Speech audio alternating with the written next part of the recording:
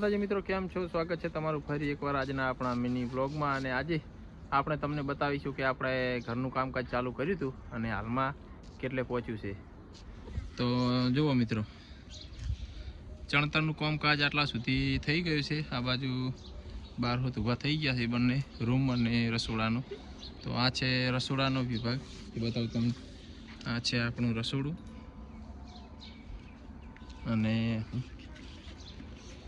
આ છે રૂમ, જે રૂમ રસોડું બંને છે. આ છે આપણો રૂમ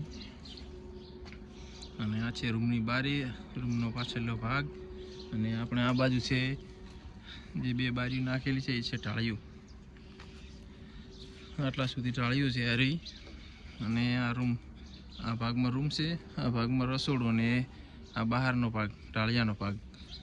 તો આપણે ફાઇનલી ઘરનું કામકાજ આટલે પહોંચી ગયું છે અને 2-3 દિવસમાં પતી જશે. જય માતાજી.